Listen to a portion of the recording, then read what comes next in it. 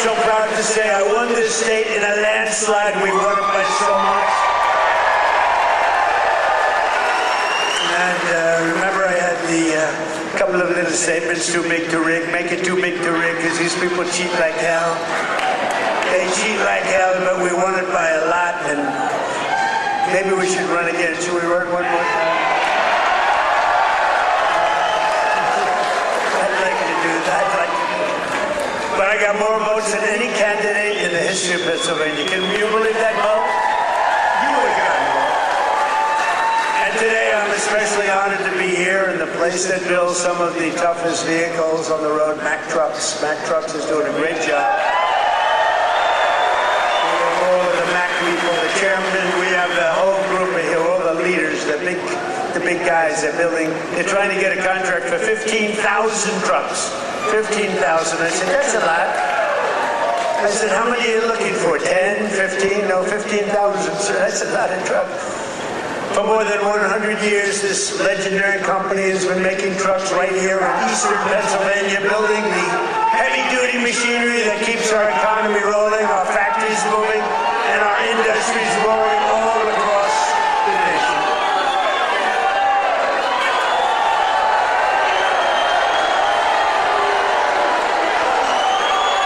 And you are the men and women who put your pride and spirit into those beautiful words, stamped on every Mack truck that said, made in the USA. It's made in the USA.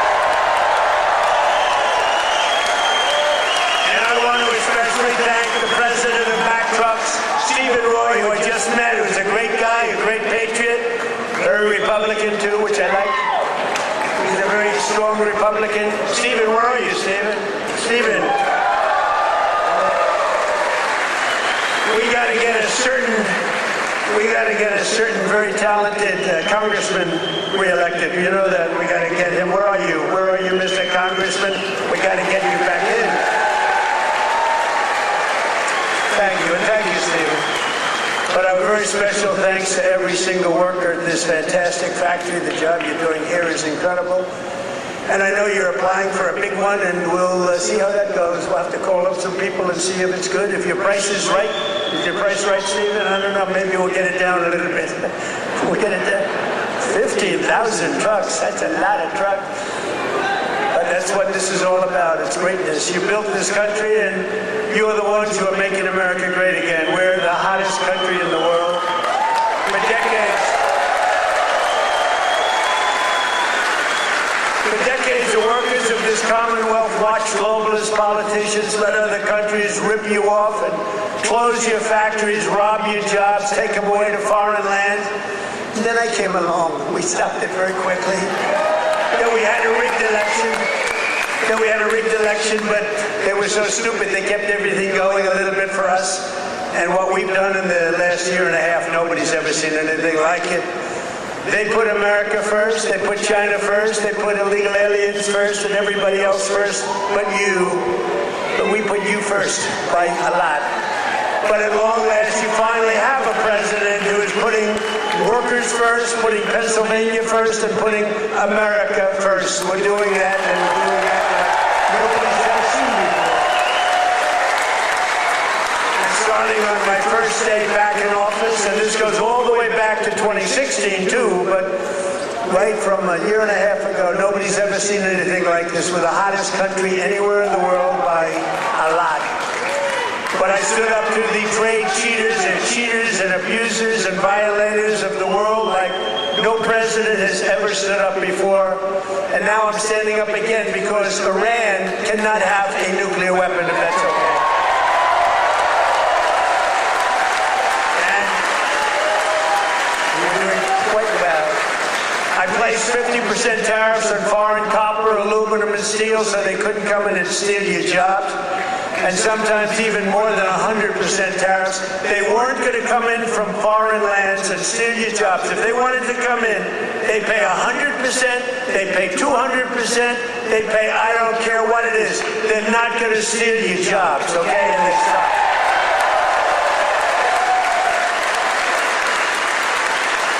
And right now we have more factories being built, and I mean car factories, AI factories, factories of every type that we've ever had history of our country by 3 times. That's because they didn't want to pay the tariff. How don't you pay a tariff? You build your factory here and you hire American workers. It's quite simple, actually. But as you know, I placed a 25% tariff on foreign automobiles, and very importantly, I posed a 25% tariff on medium and heavy-duty trucks, so that Mack Truck could do very well with this factory in Pennsylvania.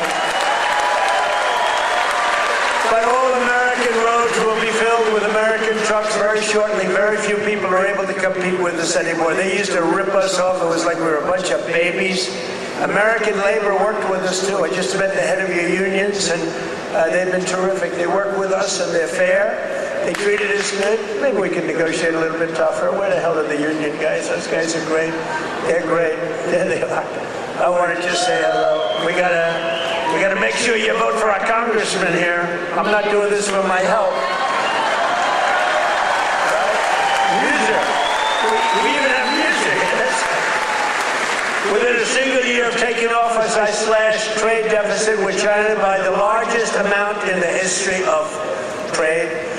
And we, by the way, have the biggest trade deficit cut in the history of our country. 67%. Think of this. We had a trade deficit.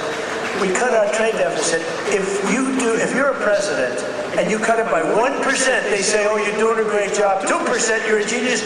I cut it by 67%. That's why you have all of these factories being built. They'll soon be opening. They're already opening, but when those factories are opening, I don't know what you're going to do. You're going to negotiate very good salaries, that I can tell you, because they need you. In many ways, they need you more than you need them. American exports to the rest of the world are up by $150 billion. You hear that, Bo? It's not bad. You're going to wrestle a long way to make that. Bo is going to have to win a lot of tournaments to make that money. Think of it, $150 billion up. We never had that. We always have losses. We take in much more than we send out. Now we're up $150 billion, and that's nothing, because when all these factories are opening up, Mr. Senator, what a great senator you have. Did you fight hard? David, did you fight hard? He was with me, I think, every stop. I said, where the hell is David? He's right there, sir. And he's working hard, and he's a great guy, and he's working very hard for you. But a short time ago, we were a dead country. We were laughed at all over the world. We were a dead country. People were laughing. They were saying, what the hell happened to that country? The king of Saudi Arabia said it 2 years ago. I was over there. He said, you know, sir, 2 years ago you were a dead country, and now you're the hottest country anywhere in the world. It's true. And we're hotter now than we were then.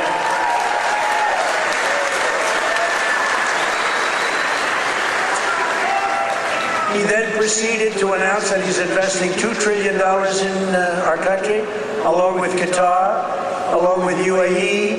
Bahrain is investing, Kuwait's investing, but countries from all over the world, they're all investing in the United States. 2 years ago, they wouldn't even think of it. They thought we were finished. When I went to China 2 weeks ago, I met with President Xi, and we greeted each other, and he looked at me and said, man, do you move fast. Because they thought they had us, but now it's really the opposite. We are doing numbers that nobody's ever seen before. So we have a great meeting. But as you know, we just achieved a historic peace agreement with Iran to end the conflict in the Strait of Hormuz. And by the way, yesterday, 19 million barrels of oil flowed out of the Strait of Hormuz. A very beautiful.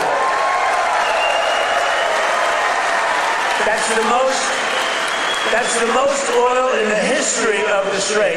It's never been you've never seen anything like that. It's called an oil gusher. And most importantly, we are ensuring one thing very importantly, because this is why I did it. I did it for this reason, 99% for this.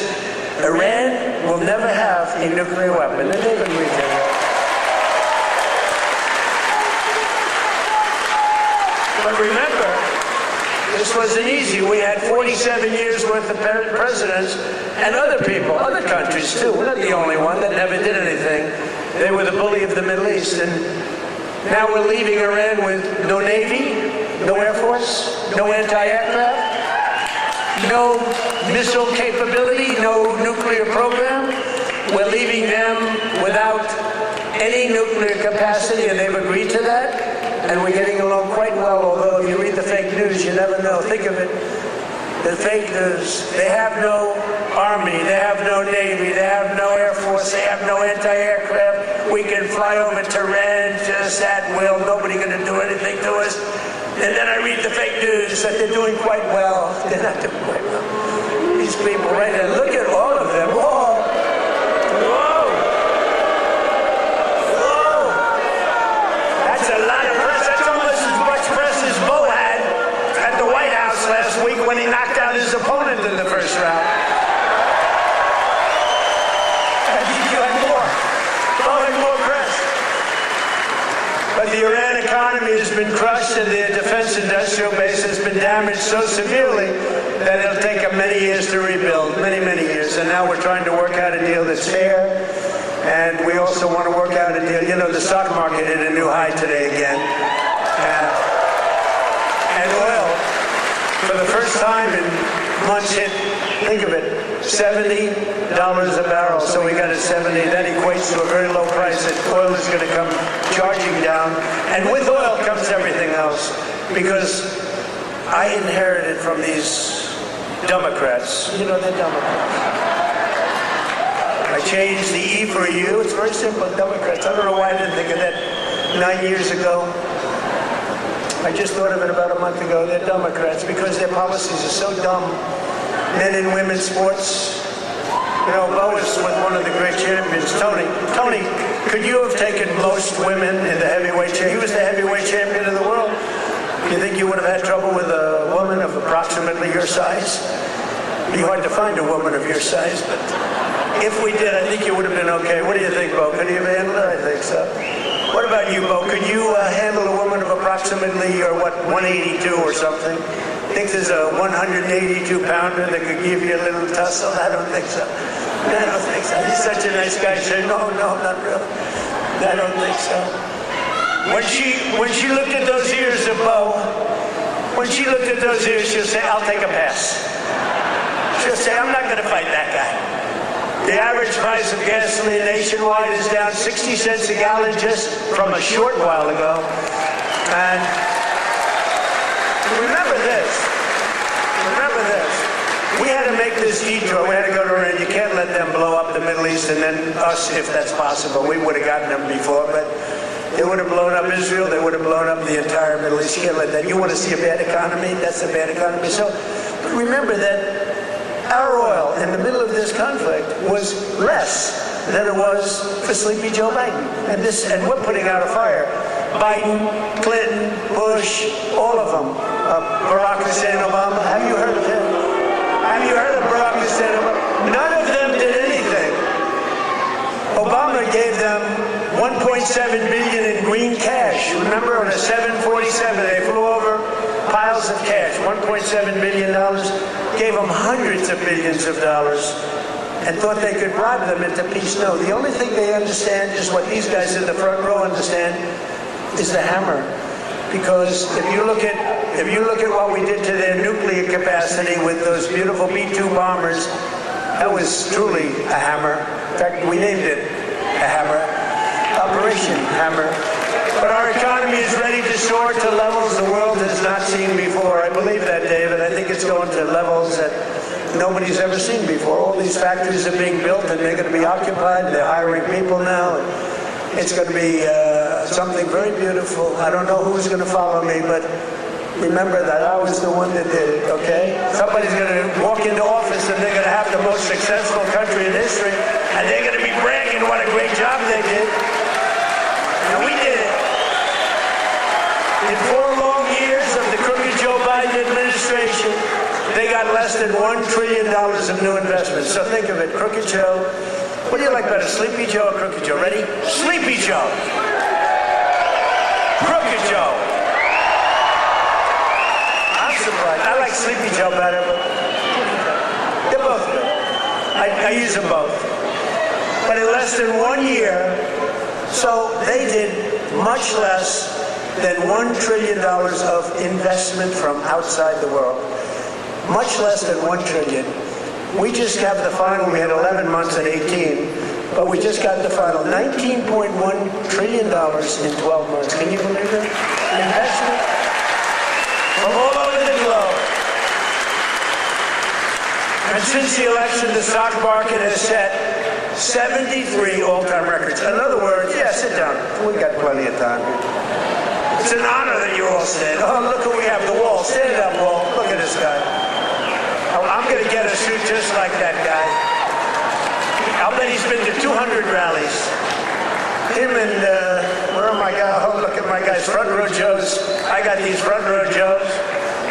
And where are the women from North Carolina? They're here. They travel all over the world. I don't know what the hell's with their husbands. These beautiful women from North Carolina. They travel all over. They went to 200 rallies. How many rallies have front row Joe's gone to? Hundreds. Everyone. And then it was very sad. My last rally, I said, I may never see you again, right? And then we won the election in a landslide. And who the hell do I see? I see my front row Joes. So I'm happy about it. Thank you. What a group. We had some group with me all over the place. And when they didn't make the front row, it was very demeaning to them. They were not happy, right? But the front row, they became actually very famous, front row Joes. And the typical 401k, as you know, is up almost $30,000 in, it was 12 months, it was 13 months. It's up 44%. Think of that, up 44%. Because, you know, as goes the stock market, so goes a lot of your own wealth. And I tell about this police officer. I met a police officer first time, similar thing, but now the numbers are even more. I was in New York. I met a great police officer, New York finest. And he said, sir, I want to thank you. I said, for what?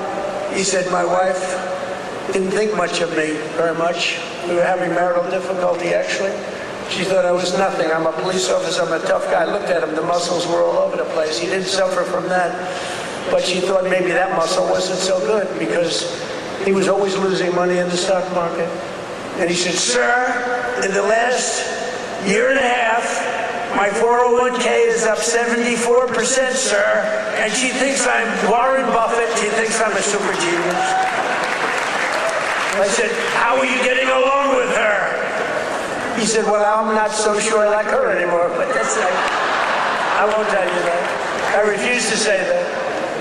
He's getting along just fine. But a lot of people have come up to me, David, and they thank us 401ks, you know, the stock market.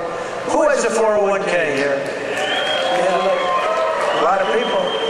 More Americans are working today than at any time in the history of our country, and we've created over 32 now. Think of this. 32,000 new jobs just starting in Pennsylvania alone. David, you have to get credit for that.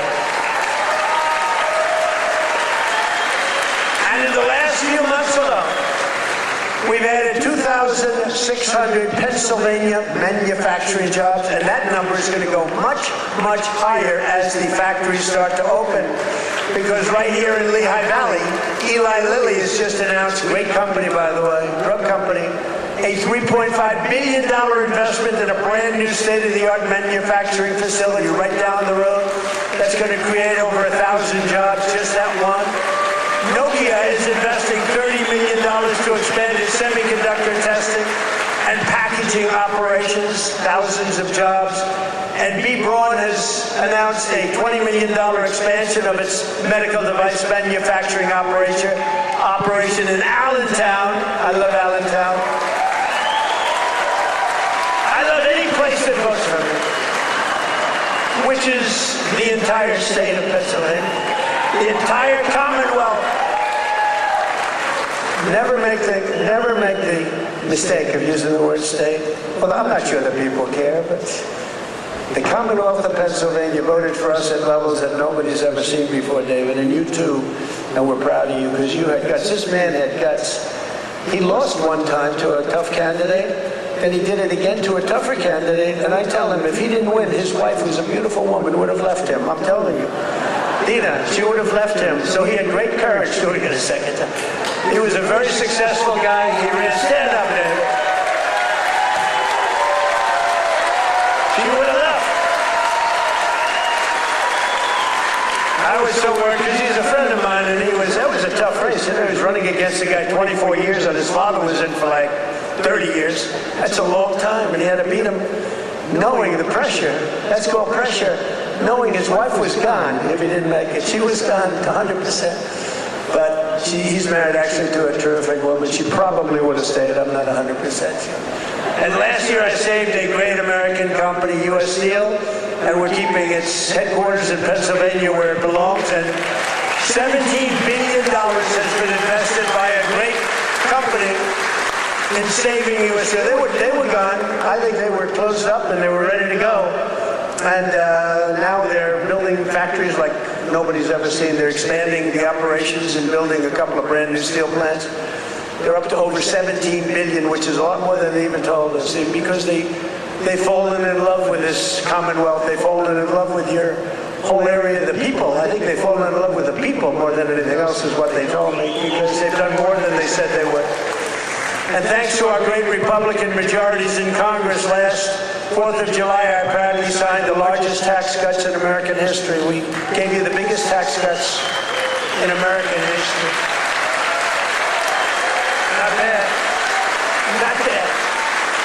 We delivered no tax on tips, no tax on overtime, and no tax on Social Security for our great Pennsylvania seniors. No tax.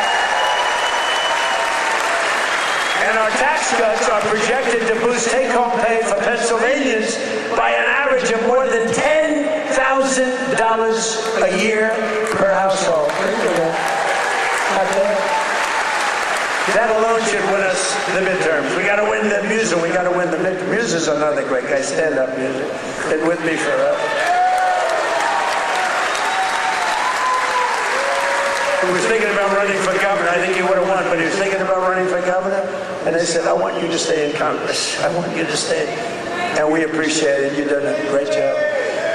But always remember, every single Democrat in Congress voted against our tax cuts. So think of it.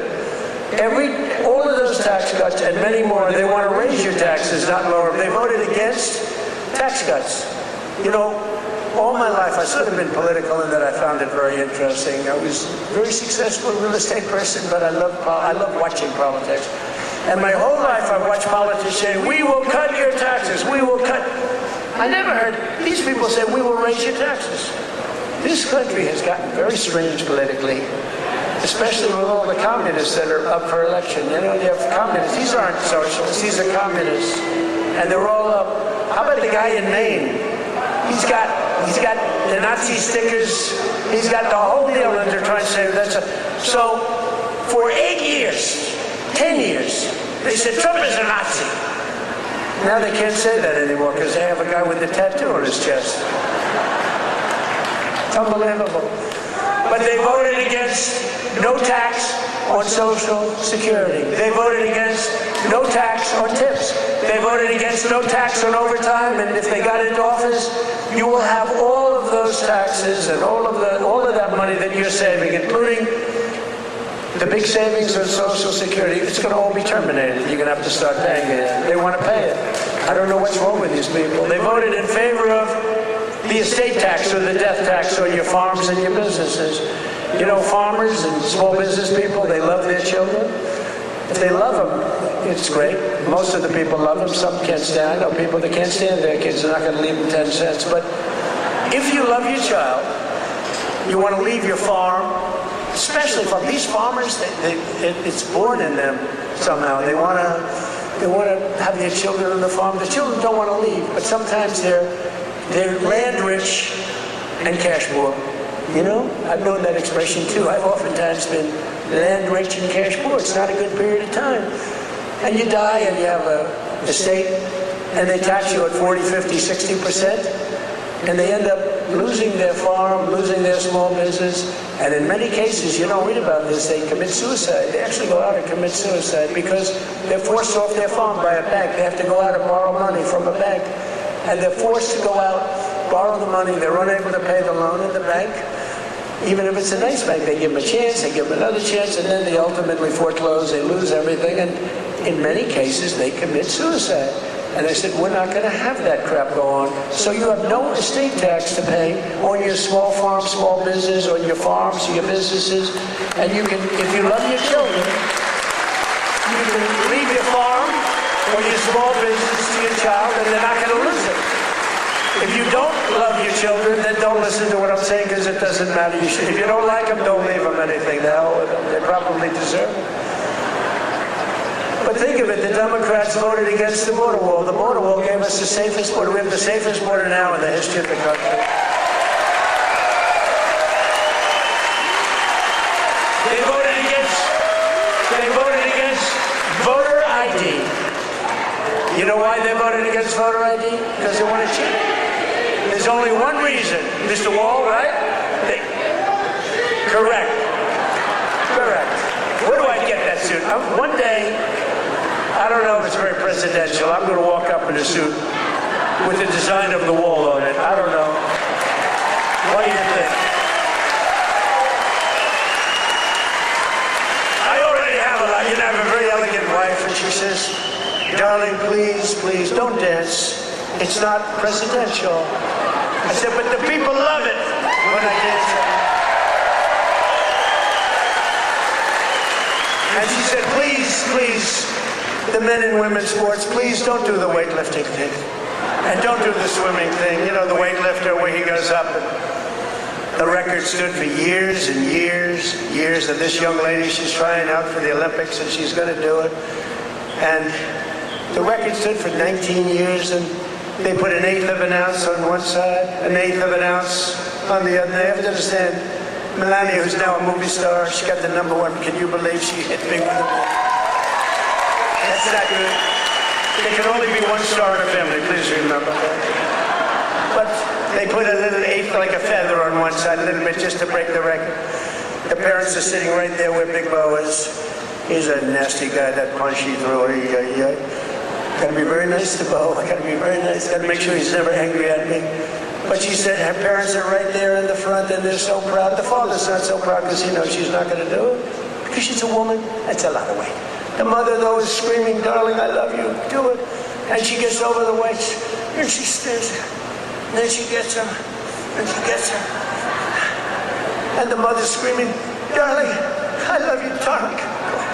And the father's looking, saying she has no chance.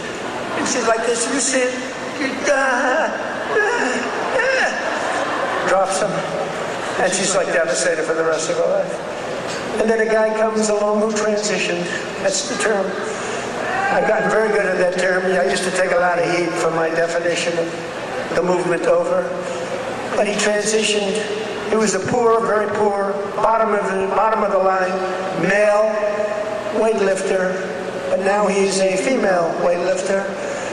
And he looked at the amount. I think it was like 210 pounds or something like that. Well, that's a lot for a woman, but not that much for a man. You could do it with one hand.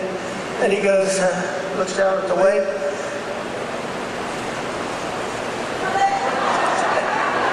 I think he did a few things for emphasis. And he won the medal. And everyone said, oh, isn't that wonderful? Are we crazy? Men should not be able to participate in women's sports.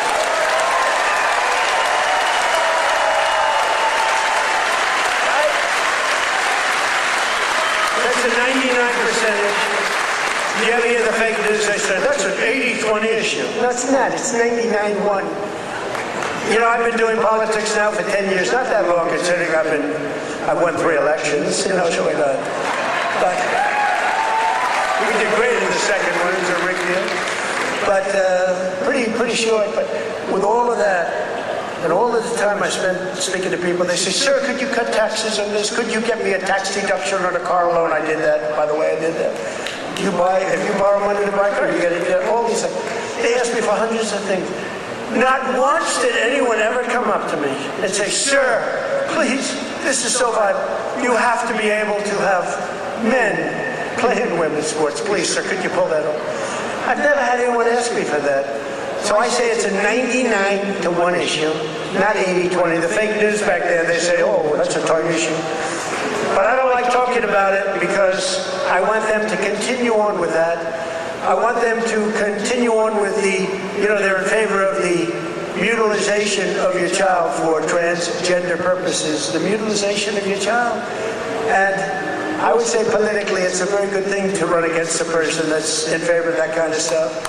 So we let them, we don't bring it up during off political seasons, but we have a political season coming up, and they'll be doing all of that nonsense, and they're going to lose a lot of elections. And now if you look in New York, we have all communists running. They're all excited. They're going to win their primaries, but I can't imagine they can beat a normal Republican. So I think it's a good thing, Muser. What do you think? I think it's a good thing. Wouldn't you like to run against somebody like that? Well, Shapiro's not that much better, to be honest with you, but I would.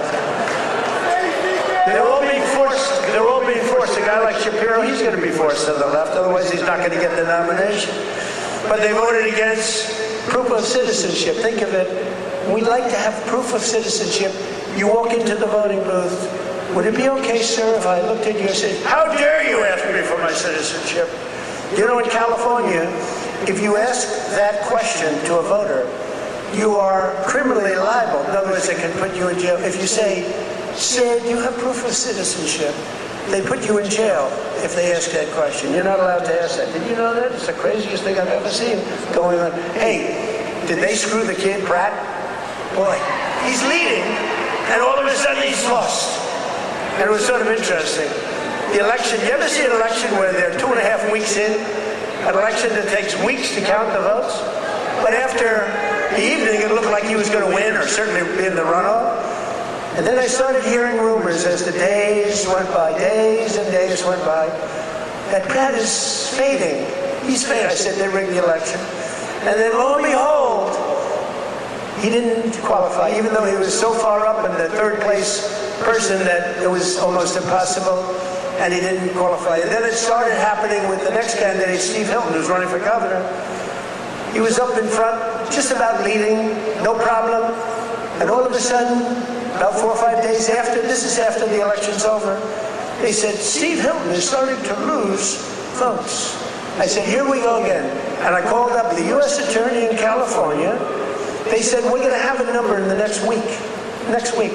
I called up the very powerful, very good U.S. Attorney in California, and I said, do me a favor. Take a look. They're trying to steal that election, too. I guess they called up.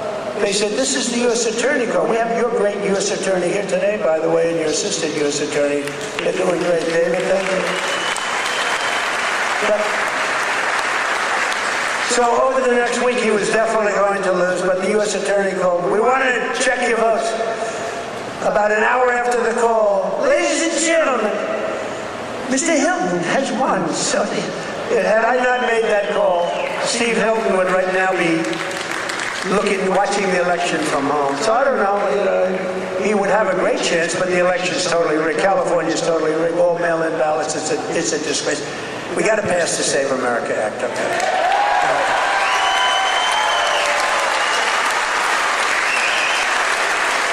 You got to pass Save America, you, me.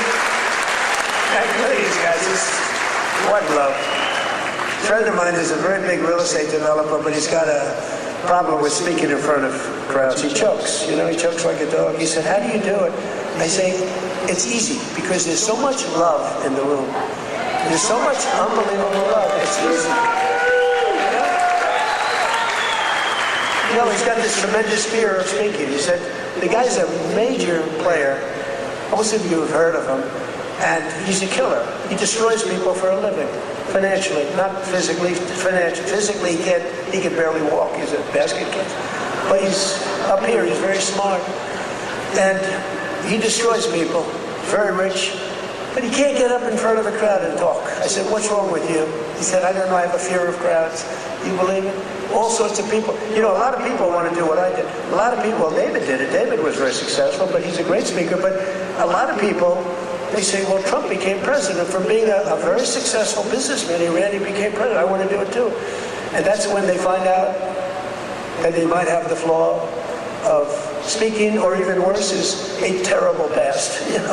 The past will come out to haunt you. It's not an easy thing to do, but I love it. I say it's real easy to do when you have people that love you. I guarantee, who here voted for Trump?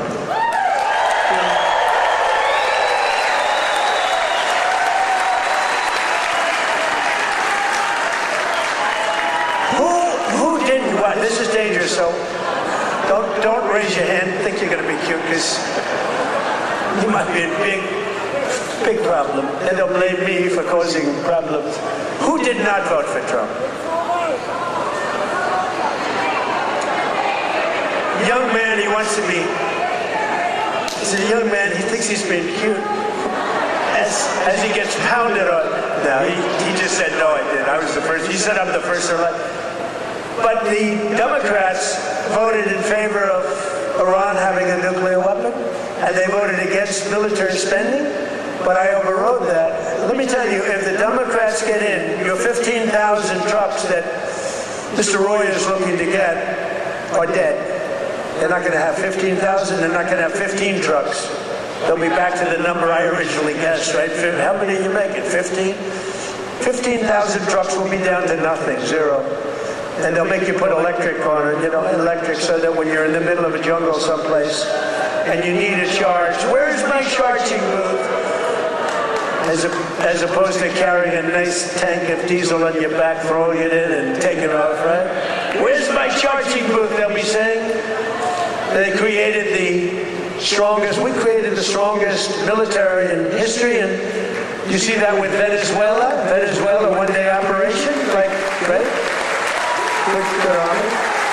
And now we're making a lot of money with Venezuela, and Venezuela's doing great also. It's a happy country now. But it took us exactly 48 minutes to win that war. We're the greatest military in the world, 48 minutes.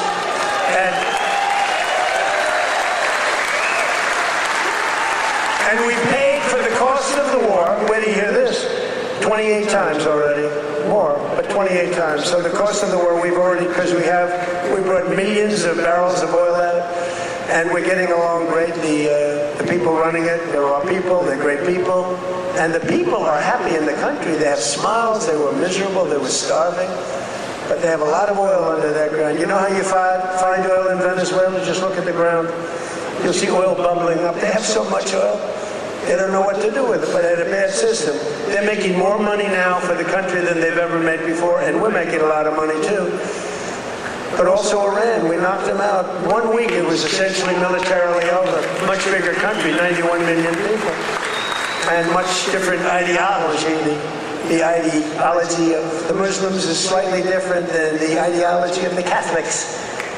We have the Catholics and the Muslims, slightly different.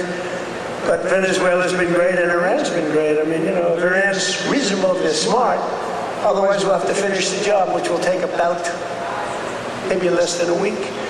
But they're going to be okay, I think. They're going to do what they have to do because we want to have it done.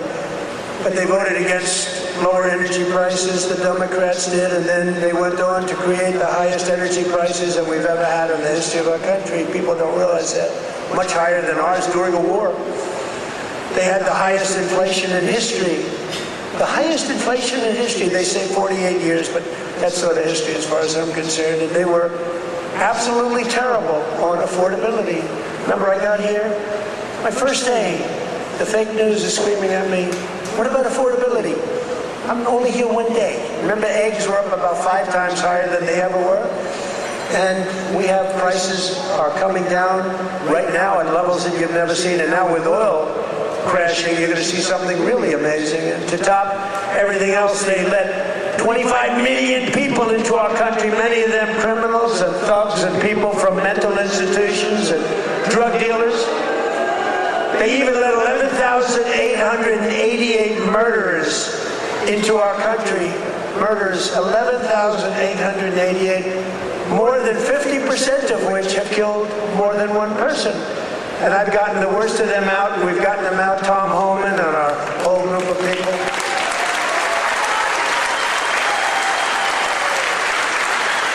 But the Democrats want open borders and they want them all to come back in. You can imagine that. The people of this Commonwealth will never let that happen again. What they allowed to happen to our country, we can never allow to happen again. As an example, the war with Russia and Ukraine would have never, ever started if I were president. We can never let elections get rigged again. But we're pleased to be joined today by one of those Pennsylvanians who's benefiting from the historic tax cut, Sergeant Sam Elias, with the Bethlehem Police Department. Is a great guy. You didn't know. Sam works the night patrol so that he can help his wife take care of their 6 beautiful children during the day. And I'm told their youngest is named Melania. Can you believe that? The name Melania. Where did you come up with that one? After our great First Lady. So Sam is taking home thousands of dollars extra because of no tax on overtime. And Sam, do you want to come up and say a few words? Come on up.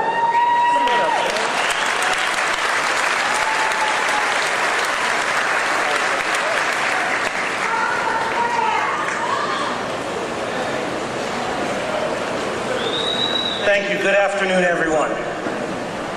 I'd like to express my appreciation to President Trump, Congressman Ryan McKenzie, and the entire White House administration. As a father of 6 children in a single-income household, I can tell you the Working Families Tax Cuts is a policy that helps my family. Hard work should pay off, not get punished with higher taxes. No tax on overtime, no tax on tips means more money in the pockets of working Americans. For my family, these savings have translated to what was once a day trip to the park, is now an overnight stay at the Jersey Shore. Bigger tax returns have allowed Americans to create new family memories and save for future projects. As the President said, I also work night shift as a police sergeant in the fine city of Bethlehem.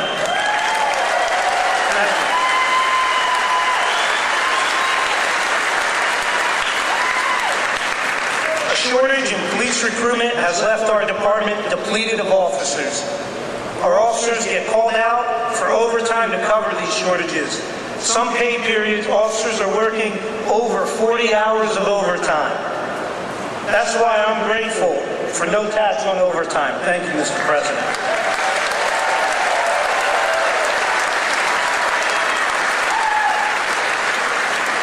I'm also thankful for the support President Trump and Congressman McKenzie have shown for law enforcement. You understand that communities thrive when we invest in public safety. Congressman McKenzie has stood strong with public safety and working families. And that's why he's been endorsed by the brothers and sisters of Bethlehem FOP Star Lot 20.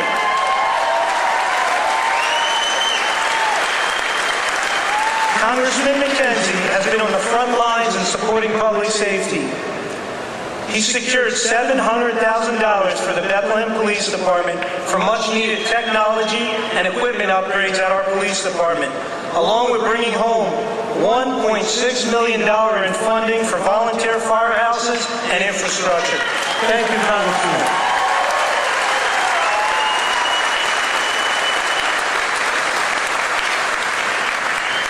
I'm a very grateful American, a son to Lebanese immigrants who came to the United States 50 years ago in pursuit of the American dream.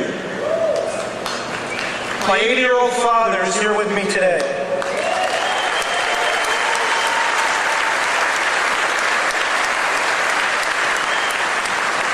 He would often tell me, work hard and it'll pay off. Well, 50 years later, thanks to President Trump and Congressman McKenzie, my father's dream has come true. I thank you for that.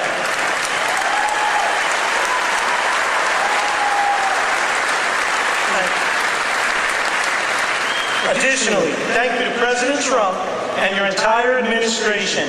After more than 50 years, the Lebanese people finally have an American ally who advocates for a sovereign and independent Lebanon, governed by the Lebanese people. Thank you for that. Mr. President, you have the support of almost 20 million Lebanese people worldwide.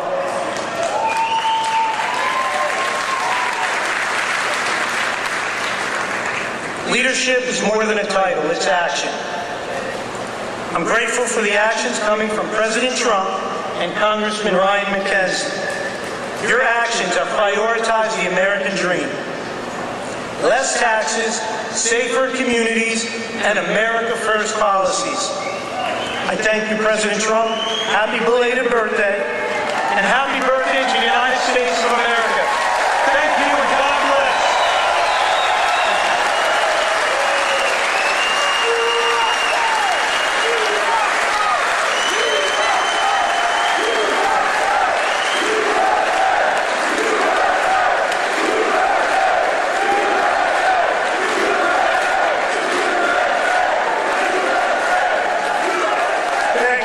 I looked at all these pages. I said, oh, we're in trouble.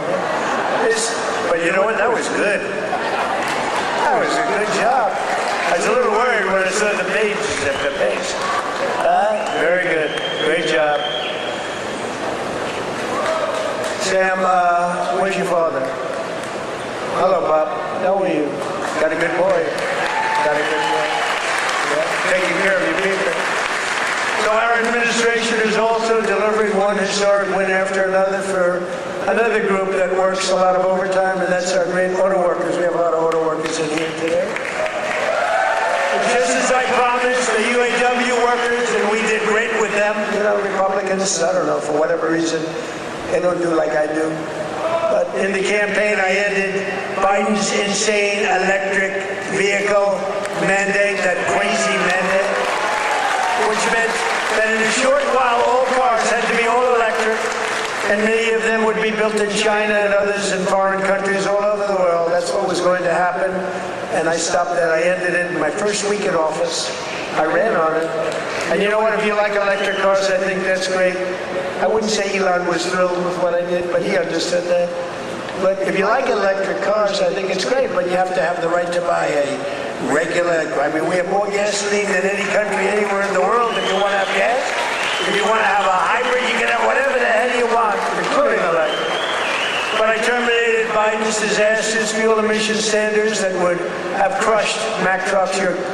Mr. Roy, your company would be crushed if I didn't do that. You wouldn't be bidding on anything, neither would anybody else.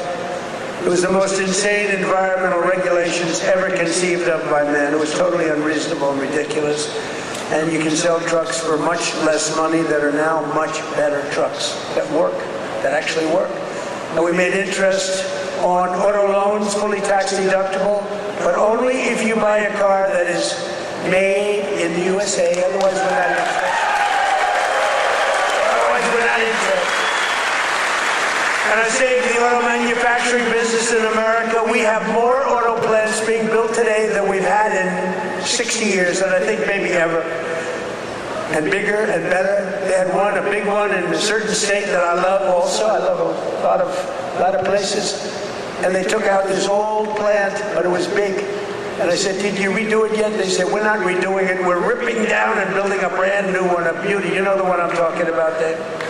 But we're pleased to be joined today by Pat McHugh, a Marine Corps veteran, a great guy, who spent 28 years with Mack Trucks, and he leads the cab assembly and serves as new product line launch leader. It's a big deal.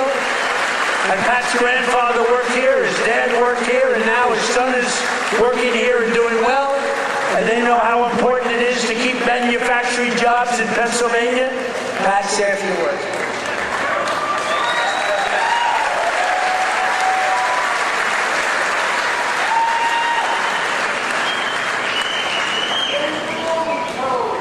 Wow.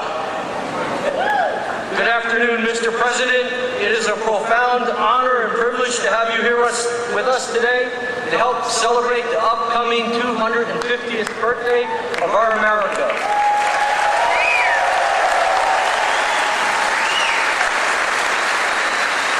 And most recently, our 125th anniversary of building Mack Trucks.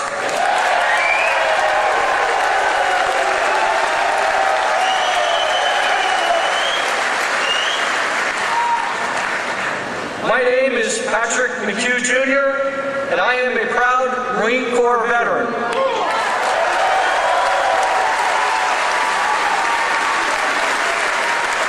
addition to that, though, I am an even prouder Mack Truck employee.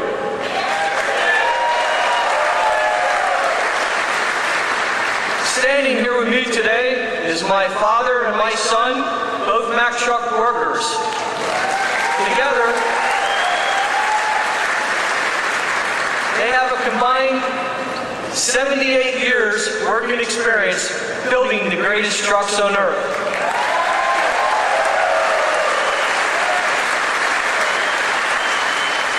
You can say Mack Trucks runs in our blood. At Mack Trucks, we work hard to build the trucks that help build America. And we are proud that those trucks are built in the United States of America.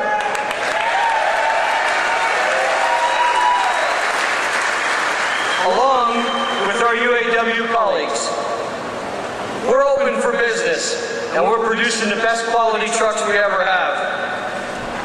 On behalf of our entire team, we warmly welcome you to our plant, Mr. President, home of the finest trucks in America, built by the most skilled and dedicated workforce in the trucking industry.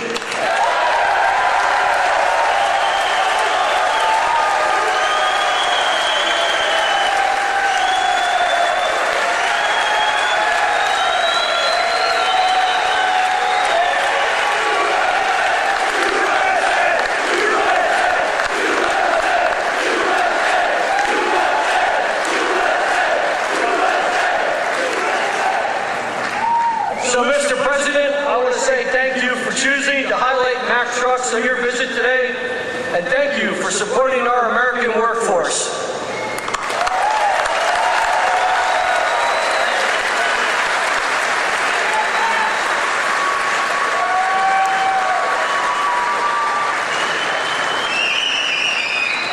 Well, thank you, Pat. It's a good family. It's a great family. They're proud of your company. I want to also thank two people, very special people, because I know them and I know what they do, and it's not easy, but they've done a great job. David Durgan and Timothy Herzog of the UAW committee. Where are you guys? Thank you.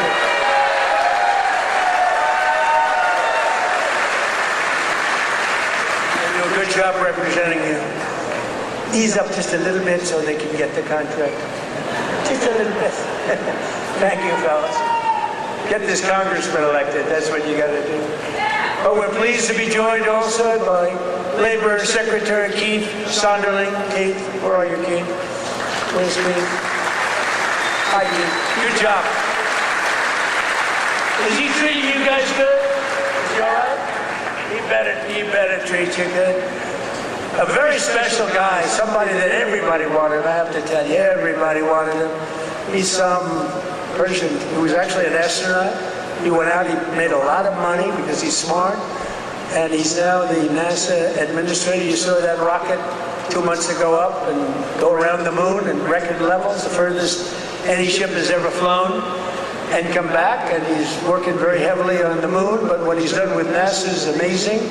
And he's a very special person and a brilliant one, Jared Isaacman. Jared, thank you.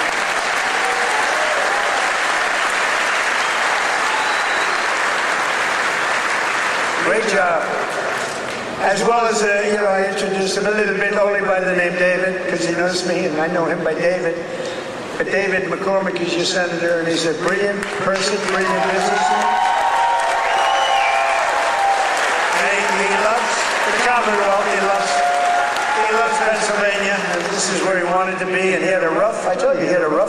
This was a rough beating, like 24 years, and a father for 24 years.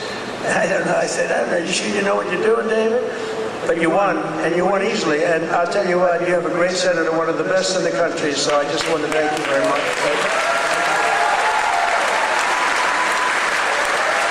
And 4 warriors for Pennsylvania in Congress. These are warriors. Lloyd Smucker is here. Lloyd, thank you. Thank you. John Joyce is here. John, thank you. Dan Muser is here. Thank you. And these guys are all in good shape, but we got to get Ryan McKenzie elected. We got to get Ryan. I'm not here for them, I'm here for him. We got to get Ryan elected. Run up here, Ryan, fast. Nobody wants to hear you. Come on, just run. Nobody wants to hear you, Ryan. Do what David did. He'd go up for 1 minute. Thank you very much, everybody. It's nice to be here. And everybody thought he was the greatest speaker. Okay. Well, Mr. President, I can't thank you enough for coming here to the Lehigh Valley, highlighting the great men and women of Mack Trucks, doing all the work that you do in Washington, D.C. for our veterans, our first responders, and everybody across this country to continue to maintain America as the greatest country in the world. You are the president that is fighting for all Americans. Thank you for being here.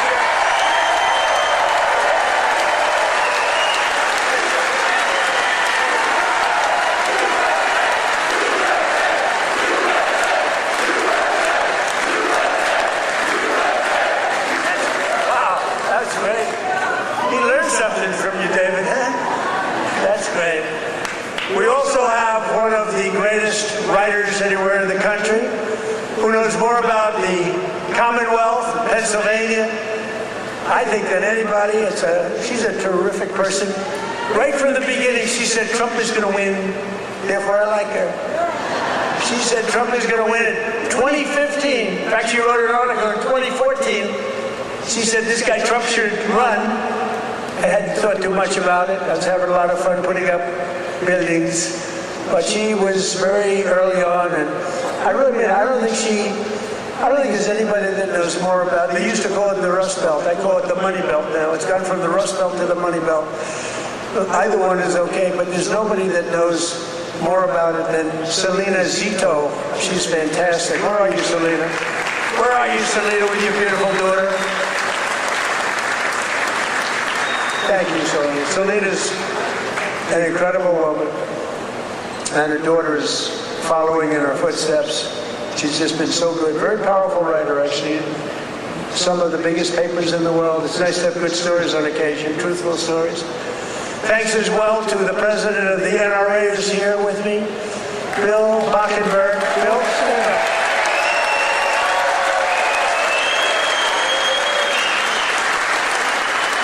And they always give me their endorsement because I saved the Second Amendment, and you think it's easy. On occasion, it was not easy, right, Bill? But we did it. We did it with your help. And we're doing a couple of other things, working with you and your people. But I think you've done a fantastic job. The NRA, everybody, they really have been. They've been with me right from the beginning. And Bill asked me would I support the national right to carry legislation. How do you feel about national right to carry?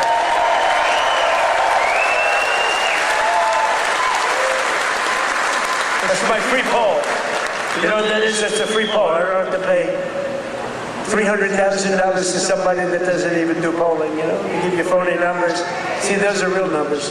National right to carry. Yeah, we're working on it. And we have a very special guest who you just saw on the highest rated fight show ever in the history of television, the UFC Freedom 250. So this guy, well, I just have to set it up a little bit if I don't mind. Because I'm thinking, you know, I'm a similar size. I weigh more than he does, actually. So therefore, I have a tremendous physical advantage over him. His muscles are slightly harder and slightly younger. He's a lot younger.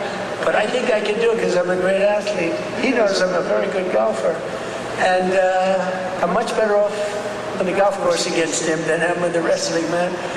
But he went virtually undefeated. I mean, he went 4 years. He was the top wrestler. His friend, Tony, who's another champion, I'll introduce you to, Tony.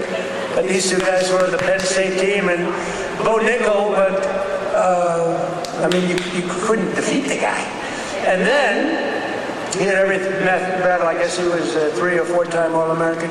But then he turned pro and he went to the UFC. Did you find them tougher? What? Yes, a little different. You know, a little different. But he's won just about everything. But he had a big fight last week with a lot of pressure, with the White House in the background. And he's a guy that I like. I met him a while ago. I looked at the ears. I said, man, this guy's a fighter. You can tell a lot by the ears. And he told me, no, he doesn't mind the ears. He likes them. It's almost a symbol. For great fighters, it's a symbol. That's why I'm worried about you, Tony. You have pretty normal ears. But I got to know Bo a little bit, and I got to root for him. And I almost felt like his father up there. His father's great, but I felt like his father, so I was nervous for the fight. And he was fighting somebody that Dana White, the great Dana White, is a phenomenal guy. He said, Bo's got a tough one tonight. I said, why? Why do you do that to him? Because if you lose at this night, it was the biggest audience they've ever had, by far. The whole world watched it. The people at the White House, we had 5,000 seats around the cage we built, and we had 100,000, more than 100,000 people in the park right next door. We had the largest television audience they've ever had, by far. They said, why do you have to give him such a tough opponent?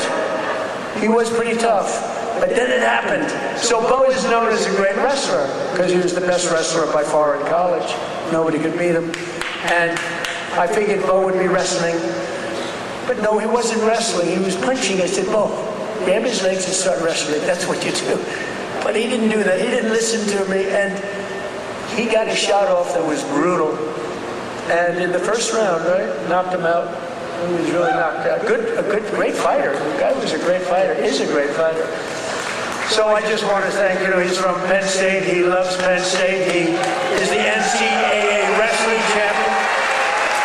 And just fantastic. And his friend, and you probably know, is also, I think you were roommates, right? That's a tough room. I wouldn't want to fight these two guys.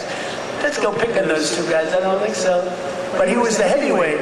And he lost a lot of weight. He weighed 35, 40 pounds. I asked him, how much did you wrestle? About 40 pounds heavier. In other words, you want to live, right? You decide to lose it.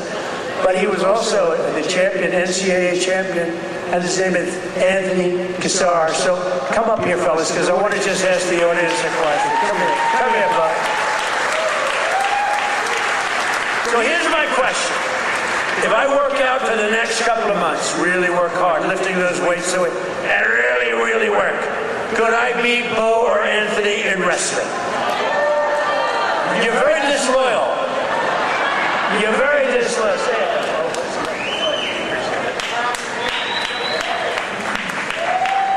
Wow, what an honor to be here. I think walking up here, I was almost as nervous as the fight, but it feels like a fight. Yeah, it feels like it, but this is exciting. I'm grateful to be here with everybody. So grateful to President Trump for making an event that, in my mind, never seemed possible happen. UFC Freedom 250 on the White House lawn. Unbelievable. I don't think there are too many presidents that have the courage to do something like that, and, just so unbelievable. For me, both my parents were high school teachers. My dad was a wrestling coach. My grandpa was a wrestling coach. And I grew up around sports and just competing from 5 years old. And so to be able to do something like that is a dream come true. And it's just through hard work, effort, discipline, and a lot of time in the wrestling room, a lot of time in the cage that I was able to do that, and that's really because America is the land of opportunity, and if you set your mind to something and you feel passionate about what you do, you can accomplish anything, and thank you. I don't want to take too much time, but I want to tell a quick story about the first time I met President Trump. It was in 2019 at the White House, and our team and I won the Nationals, the NCAAs, and at Penn State, we are. And we were given the opportunity to meet President Trump, and it was really special because he took a lot of extra time to talk with us as wrestlers. I think he respected the wrestlers a lot, and I told him that when I'm done wrestling, I was going to fight, and he asked me if I needed a manager. And I thought that he has better things to do than that. But really since then, I feel like we've had a special connection that I'm extremely grateful for. And fast forward 7 years, I'm fighting on the White House lawn, and I turn and look at my corner, and President Trump is right next to him.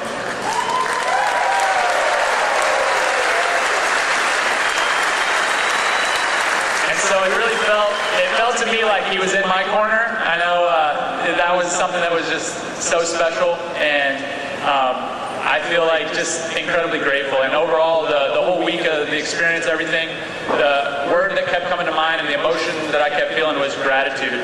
And I'm grateful for President Trump, grateful for all my friends and family and supporters, and I'm grateful to be an American, and it's the best country on earth, and God bless you all.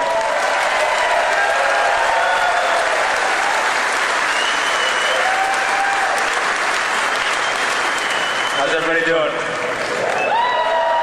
This is an awesome crowd. I'll keep this really short. It's just an honor to be here.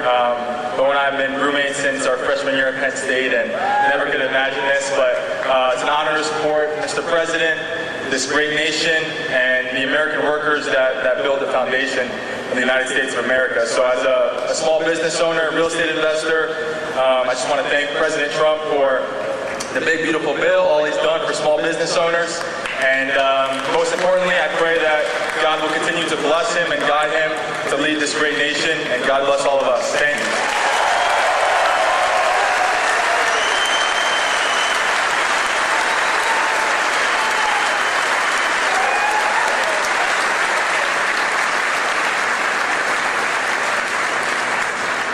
Two great champions, that's great. It's good to have them here too.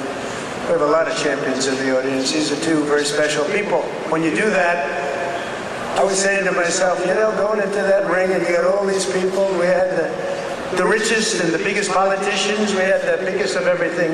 You couldn't get a ticket. The tickets was on for some crazy numbers, I heard. We gave them away to everybody, but somehow some got out. And I was saying that's a tremendous amount of pressure, and you're fighting the toughest people on earth. I mean, these are the strongest, toughest men on earth. No women in the crowd, but which is nice. But these are the toughest men on earth, and it's tremendous pressure. And the muscles, you got the muscles, you guys, you got the big strong muscles, but you got this muscle too, because it takes much more than just the normal muscle to win those matches. I mean, the strategy and the genius that goes in. It is a genius. A lot of people wouldn't understand that, but there's a genius. There's a genius in sports, but there's a great amount of courage and power that you have that a lot of other people don't have. So congratulations, really great job, great job. Good job, you. In everything we do, we're once again fighting for the people of Pennsylvania, and that includes our amazing Pennsylvania oil and gas workers. And I ended last administration's war on Pennsylvania energy, and I signed an order to drill, baby, drill. That's what we did. Did I end it? And you helped. The United States is now the #1 producer of oil and gas on earth, larger than Russia and Saudi Arabia combined by a lot. Look at that. Who would have thought that? We were in 4th place. Now we're larger than, that doesn't include Venezuela. Include Venezuela once, because it's essentially should be included. I also ended the war on clean, beautiful Pennsylvania coal. In fact, in my administration, you're not, because coal was dead. China uses it, other countries, very successful countries use it. The unsuccessful countries use wind, and those beautiful windmills that blow around and round and don't do anything except cost you money. Every time it goes around, you lose $10. You're supposed to make money with energy, not lose money. No, wind is every country that's using wind is a disaster. Every country that's using our beautiful substances from underground are doing very nicely, thank you. But in my administration, you're not allowed to say the word coal without preceding that word with the words clean, beautiful. So you say clean, beautiful coal. And I have Secretary of the Interior, Doug Burgum, who's fantastic, and Chris Wright. And they made a speech about coal, and they mentioned coal like 50 times in the speech. It's all about coal. And they kept saying, clean, beautiful coal, clean, beautiful coal. I said, no, it's enough. It's enough. But we're not allowed to use the word coal without saying, because what they can do with coal today is amazing. It is clean, it is beautiful, they can clean it. And it's a very powerful form of energy. And if you look at China, they're building 57 coal plants throughout, big monster plants all over their country. And then we're not supposed to do that? No, we're doing that. Clean, beautiful coal. We've invested over $1 billion to save dozens of coal mines. We've saved them. They were ready to close, and some had closed. and more than 100 coal power plants, including the Keystone and the Conemaugh generating stations right here in Pennsylvania, as you know, are really moving now and employing a lot of people. They were all getting ready to close up. They were essentially closed. We're working hard to lower the cost for all consumers, and we want powerful energy. Under my administration, the most favored nation agreements on drug prices that we just did are delivering the largest prescription drug price cuts in history, with numbers like 400, 500, and even a 600% reduction from where it was. Think of that. That alone should win us the midterm. And the fake news back there refuses to talk about it because they know how good it is, because they can't produce it. They've been trying to do it for years. Favored nation. We paid the highest drug price in the world by far. As an example, for the fat drug, which Bo and Tony don't need to take, but a lot of people are taking. Who takes the fat drug? So in New York, think of it, it was costing a fortune. Many, many times it was costing $1,300, and in London it was $87. And a friend of mine who's extremely fat, sloppy, but very brilliant. He's a brilliant businessman, but he's a slob, there's no question about it. Very neurotic person, which you need sometimes to be successful. But he called me up, he used to call me Donnie. Donnie! Now he calls me Mr. President. That's a sign of great respect. But he said, President, I just came over here and I bought, I won't say it was Epic or whatever the hell it was, but I bought the fat truck. I said, I didn't know you used it because it's not working. And I use him as, he's begging me not to use his name, so I won't, but he's a very successful guy. He's actually a pretty well-known guy, brilliant business guy, worth a lot of money. And he checked, he just, you know, he said, well, how come in London I just sent out and I'm paying $87, and in New York I'm paying $1,300? I said, because that's the way the prices are rigged. And it's rigged, the whole world is rigged against us. And I said, but you know what? You brought it out better than anybody could bring it out, because I've been looking at it. They all said it was impossible to do. And I went to the drug companies. I said, well, it's not going to be any more. You're going to raise their price a little bit. You're going to lower ours a lot, because the world is bigger than us. So it really worked that way. And they said, well, we'll do it. They were very unhappy, but they knew I wouldn't get it from the countries, because you had to get it from the countries. Then I went to France. I said to a very nice man named Emmanuel Macron, I said, Emmanuel, you got to raise your prices on drugs. Of course I will not do that. Why would I do that? Because it's unfair. We're paying 10 times more than you, and you're going to have to raise them a little bit, and we're going to drop ours a lot. He said, no, I will not do that. I said, yes, you will. He said, I will not do that. I said, yes, you will. We're putting a 100% tariff on all wines and champagnes coming into the United States. He said, yes, I will do that. Okay. And I had the same conversation with Germany, with every country, with UK, every single one of them within 5 minutes agreed to do it. Nobody could believe it. And they agreed to raise their price, and we have gotten the biggest price reductions in the history of drugs, medical. Nobody's ever seen anything like it. So instead of paying $1,300, you'll be paying about $175. Nobody's ever done that before. And this is on many, many drugs. A pill that sells for $10 in London and selling for $150 in Texas, any place, it's all the same in the United States. They basically discriminated, so now instead of $10, it goes to $20, because again, the world is a big place. And we would bring ours down to 20, from like 150 down to 20. This is the kind of price reductions you're getting. Go to Trump.com, by the way. And I didn't name it. That was Bobby Kennedy that did it with Dr. Oz. Everyone thinks I named it. I did not name it, but that site is through the roof. And these are the biggest price reductions in the history of our country for anything having to do with drugs, prescription medicine. So that alone should win the midterms. And there's a real chance that they would end it, because they're totally controlled by these foreign countries, the Democrats. So starting next week, weight loss drugs will be available for just $50. Think of that.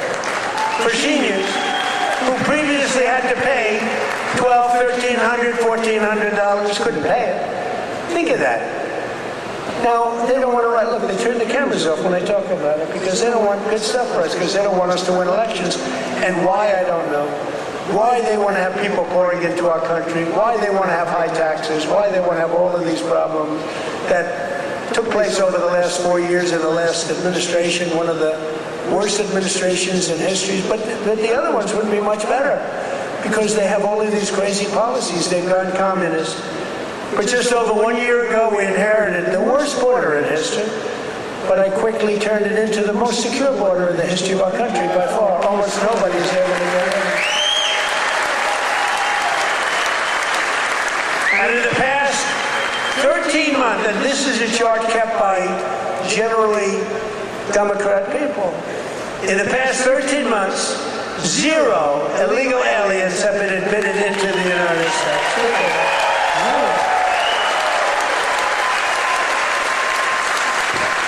And even I find that hard to believe, but it's 0. I mean, they'd love to have it be high, but we can't do that. We have a country, and we're going to run it well. We don't want to have prisons released into our days. Some of these countries were emptying their prisons into the United States of America through the southern border. Prison population. Some of the countries had no prison population left. You know what that saves them? Some of them had no mental institutions. The mental institutions were taken. All of those people were taken to our southern border and allowed to just walk freely into our country under Sleepy Joe Biden and his group of thugs. Their group of real thugs. Weaponization, that's all they're good at. Weaponization and cheating on elections. In 2025, we achieved the largest drop in the murder rate ever recorded in the history of our country, despite the fact that we haven't gotten all of these criminals out of our country. We had the lowest since 1900, that's 125 years ago.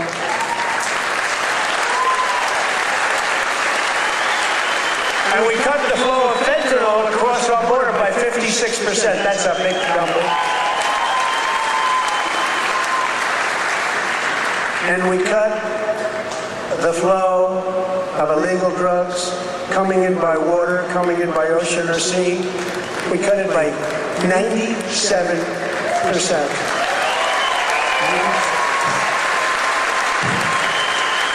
97%. It's very drastic, but people aren't traveling that way too much anymore. We have the most powerful. I built the military in my first term. We used it in my second term, more than I thought, but we have no choice. We have no choice.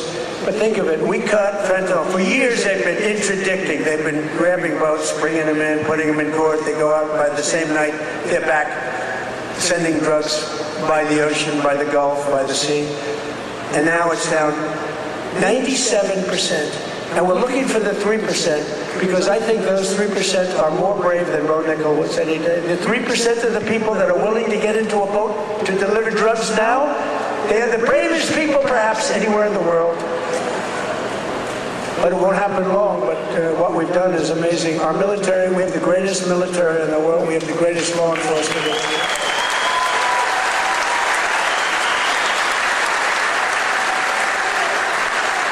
And we have the highest number of recruiting. So a year and a half ago, it was headlines. Nobody wanted to join the military, the Army, Navy, Marine. Nobody wanted to join any of them. Air Force, Space Force, I love Space Force, Coast Guard. Nobody wanted to join any of the military. They had tremendous recruitment problems. And even it carried over to the police. We have great police here. The police and the fire departments. Nobody wanted to do anything with the name America, anything with the uniform.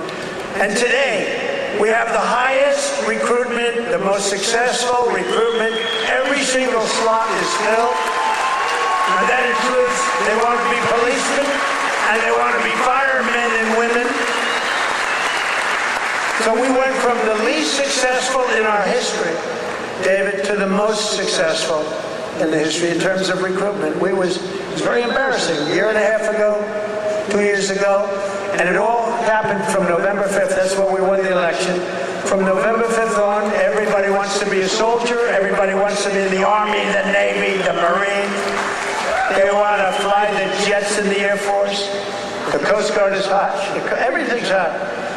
and of course Air Force. You know, I started Air Force, that was a part of the Air Force. The Space Force was part of the Air Force. I said, no, it's got to be separate, got to do its own thing, and it's become. So we were in third place 4 or 5 years ago, and I put it in. We were losing to China and to Russia, and now we're totally ahead of both of them, like at numbers that they can't believe. Space Force could end up being one of your most important.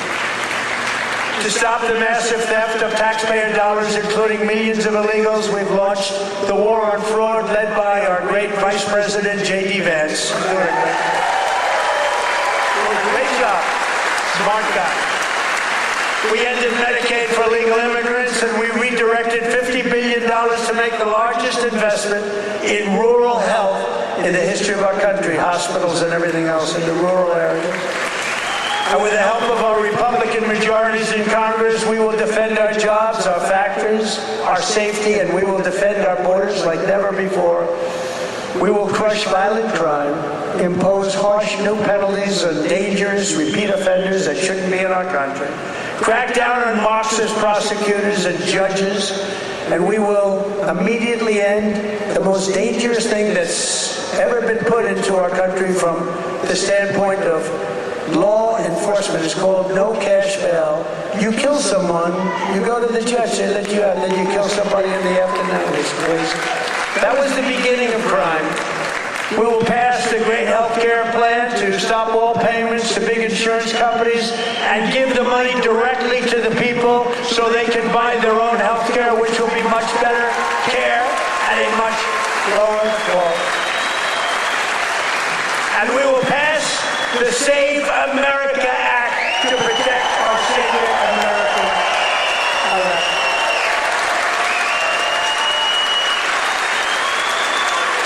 And in the Save America Act, it's very simple. All voters must show a photo voter ID. Very nice. May we see a picture, please?